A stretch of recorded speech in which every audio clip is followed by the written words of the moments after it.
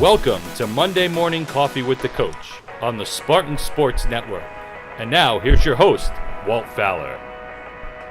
Thank you very much, Brad Sarno. And joining us this week on Monday Morning Coffee with the Coach is the women's triathlon coach, Georgia Razzo.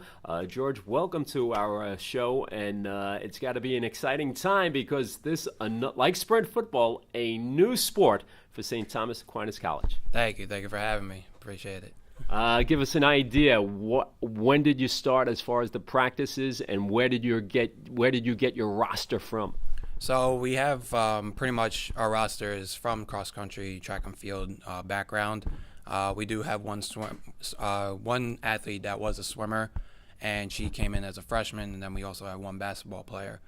And they've been working great together. They adapted very well to the new sport, and I'm really looking forward to what the future has in store for them for it.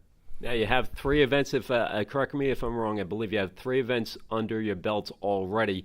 What does the schedule look like for the season? How many events are there? And give us a little background of these first 3 events. So since the sport is so much pounding on your body with a swim, bike, and a run, all over a few miles, we usually only compete in 4 races, 5 the most. So right now, like I said, we already done 3. And we have our 4th coming up in a couple of weeks, which is our biggest race of the year, and it's the regional qualifier down in Virginia. And after the past couple of weeks, the girls have been just blown out of the water, doing everything that they need to do to get ready. And I have no doubt that they're going to perform very, very well at the regionals. And in these first few events, you've had some fairly decent, individual performances. Absolutely, we have one of our athletes, Mary Driscoll. She for the first 2 events that we had, she's been coming 3rd overall for women, and at least top 50 in all over from men and women. Just recently, we just had one of our freshmen, Stefania. She performed very well yesterday at our Long Beach Island triathlon race. She was first off the bike coming into transition, and she came in 4th overall, first in her age group. Then our second freshman, Christy Hanlon, she came in 2nd right behind her in her age group, and 7th overall for the women. So they're doing very well. They're stepping up. And these first few events, these are what you refer to as open events. Eventually, you'll go up against other colleges. Is that correct? Yeah, it just so happens we haven't been able to see any college teams yet. I just wanted to get open events so that the girls can get their feet wet a little bit, because we do have a lot of athletes on the team who have not done the sport. So I wanted to make sure that they didn't get overwhelmed when that pressure and that one day comes.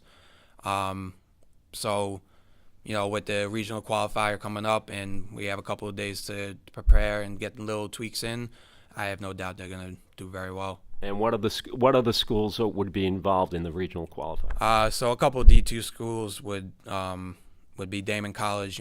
They're in our conference, so we definitely want to go up and compete against them. Another tough school is down in North Carolina, Queens University. They're a very, very great institution for triathlon. And we're going to be going up against D1 and D3. So literally the sky's the limit for them. They're going to see high-end, top competition, athletes from all over the world, international athletes. So they're gonna get their money's worth for competing this coming up weeks. You made your own mark here as a student. You're a Stack alum. You competed in the NCAA championships in track and field, the 400 meters.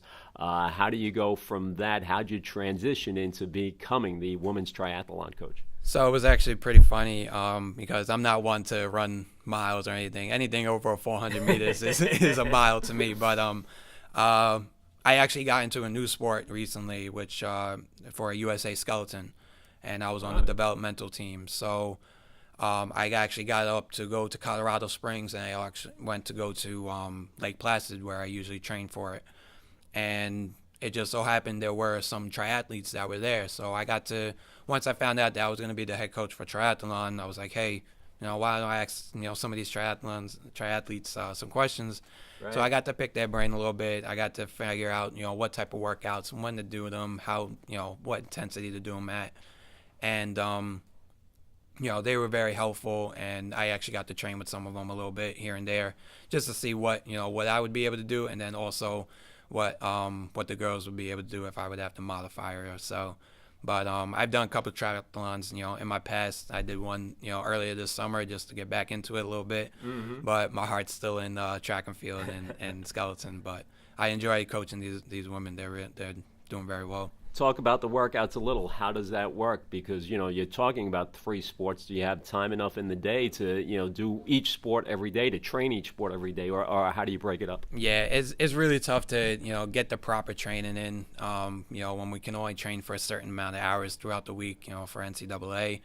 But during preseason, which we had 3 weeks for preseason, when they literally just move in and literally just focus on the sport. So we would have a double practice in the morning, either a swim, bike, swim, run, and then whatever we didn't do in the morning, we would do in the afternoon. So it was a little bit toll on their body. They were a little bit banged up for a little bit, but then their bodies got used to it.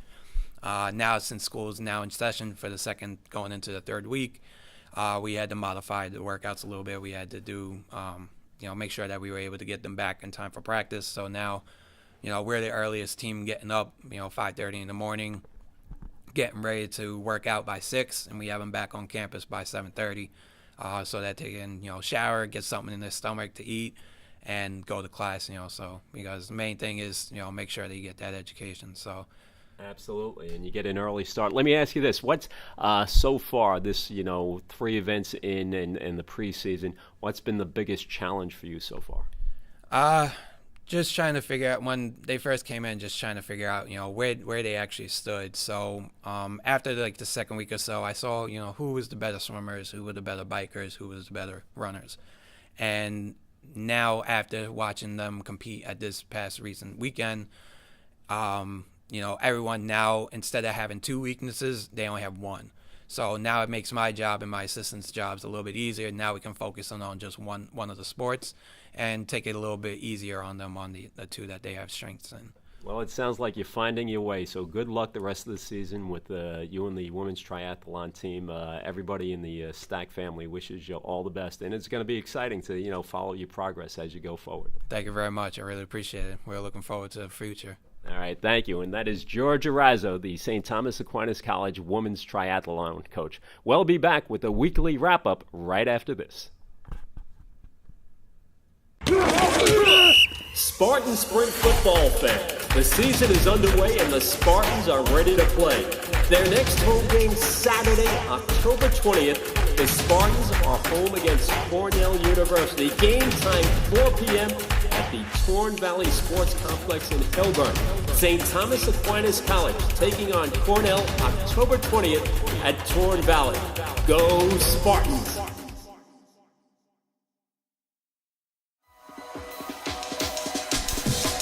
Welcome back to Monday Morning Coffee with the Coach on the Spartan Sports Network. And once again, here's Walt Fowler. Thank you, Brad. Voice of the Spartans, Brad Sarno.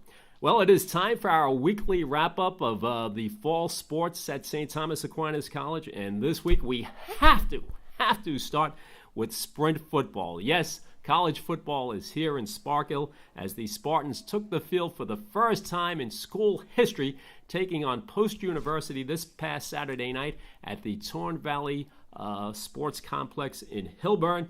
And what a debut it was for Spartan football as St. Thomas Aquinas wins 30-7 over Post. Luke Sullivan, a big game, the QB for the Spartans, 2 TD passes. He also had a touchdown run. At halftime of the game, I caught up with the president of St. Thomas Aquinas College, Dr. Margaret Fitzpatrick.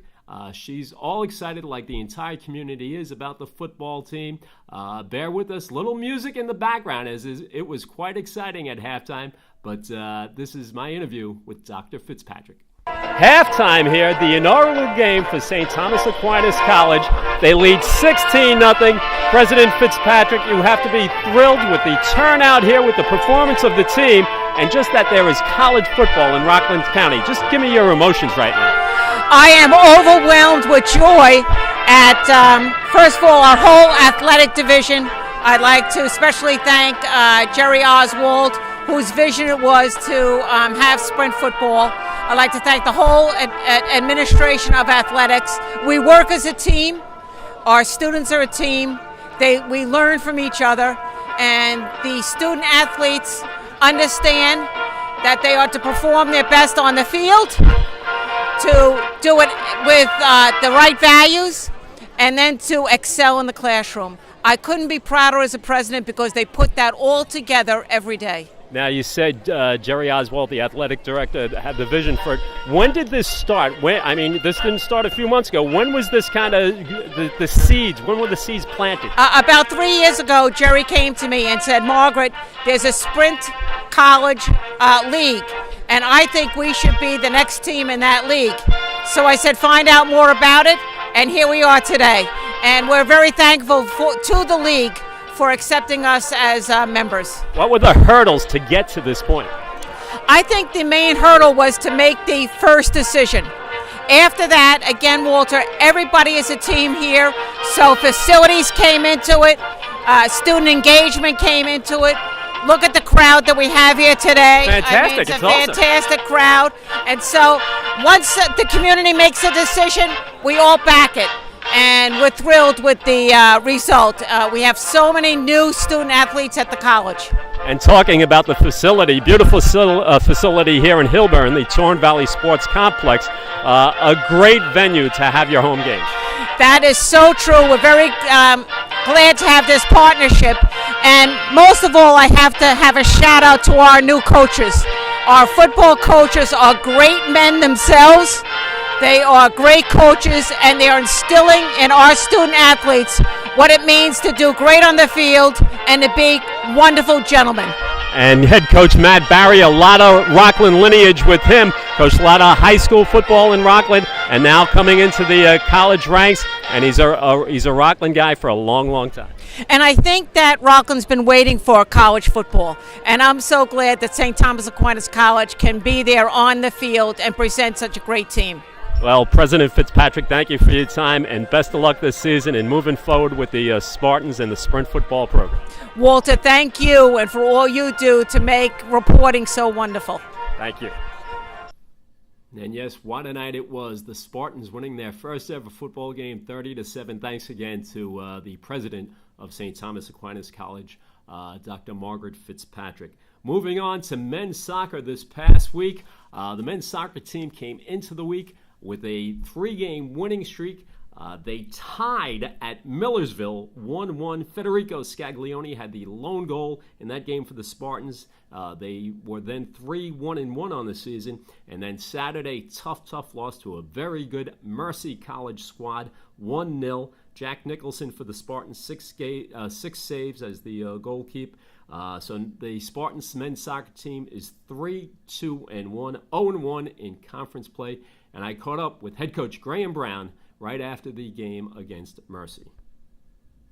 All right, first, Graham, your thoughts about today's game? That was a good game. I mean, they're tipped as favourites to win the conference here, and they're ranked 16th in the country. But it was a 50-50 game. One mistake was going to win it, and that's the way it turned out. One mistake won the game. What were your strong points today, as far as what you see positives? I thought our passing was excellent. We moved the ball pretty well. I mean, that's our second game in 12 days. We've had 5 in 9 days, including the double overtime on Wednesday, and I just thought that extra energy that they had just got them over the finish line. 6 games into the season now, 3-2-1. Your thoughts on the season overall thus far? We have a tough schedule, so I'm reasonably happy. We're getting there. It's coming together. I have a young team in the game. We're probably one of the youngest in the conference. Other teams we're playing against, the average age is like 22, 23 years old. But it's it is what it is. We're not bad. We still have a chance, but we'll just take the next game on Tuesday, Washington Adventist, and then we'll just keep going game by game. Just. And anything surprised you thus far this season? Anything unexpected? No, not really. We've recruited pretty well here. The depth of the squad has definitely went up this year. But I wouldn't say it surprised me. There's maybe a couple of disappointments actually, but no, I'm not surprised because we recruited well and we knew what we had coming in. So I'm just glad that the players that we did bring in are actually living up to their potential. Great. Appreciate the time. Thank you. Thanks again to head coach Graham Brown of the men's soccer team. Up next for the men's soccer, a game against Washington Adventist that is on the road, and that game is on Tuesday. As for women's soccer, well, the women's soccer team also lost to Mercy 2-0. Courtney Demain with 6 saves. The women's soccer team 2-2 on the season overall, 1-1 in conference play. Up next for women's soccer, Saturday they take on Nyack. As for women's cross country and men's cross country, they competed in the National Catholic Invitational at Notre Dame this past week. The men came in 10th out of 29 teams, led by sophomore Nick Martello. His time in the 5-mile course, 27 minutes, 36 seconds. As for the women, they were 12th out of 26 teams in the Division II, Division III standings. Sophomore Abigail Kimbrell, a personal best of 20 minutes. So congratulations to Abigail. Up next for the men's and women's cross country, the Harry F. Anderson Invitational, that at Roberts Wesleyan College in Rochester. Field hockey, they lost a tough one, the Spartans field hockey team, to Malloy, 5-4 in overtime. Brittany Thorne had 2 goals for the Spartans, her 4th and 5th of the season. They fell to 2-5, and then they were just overmatched. The field hockey team on Saturday lost at Stonehill 9-0, and now the field hockey team 2-6. Up next for field hockey, they are home Wednesday against Manhattanville. The golf team underway, as golf got underway this past week at Franklin Pierce University, the Fall Invitational. The golf team finished 6th. Junior Travis Fay leading the way for the Spartans. He had a 2-day total of 148 with rounds of 76 and 72, and Fay finished tied for 5th. Up next for the golf team, the Penman Invitational, that at Dartmouth Golf Club in New Hampshire. That is actually today and tomorrow, the 2-day event. Women's triathlon, we heard earlier in the podcast from head coach George Arazo. He gave you the lowdown on the women's triathlon season. They will be competing next in the Marshman Triathlon, that at Downingtown, Pennsylvania. Women's tennis got rained out this past week. Their match against Caldwell, a home match, has been rescheduled for October 3rd. Up next for the women's tennis squad, they will take on Queens on Friday. That here on the campus of St. Thomas. And men's ice hockey getting underway. The men's ice hockey team actually had an exhibition this past weekend against Ramapo, and they will play their first game, that game at Marist. That is this coming weekend at Marist. That wraps up our weekly wrap-up. We'll be back next week. Thanks for joining us on Monday Morning Coffee with the Coach. I'm your host, Walt Fowler. See you next week.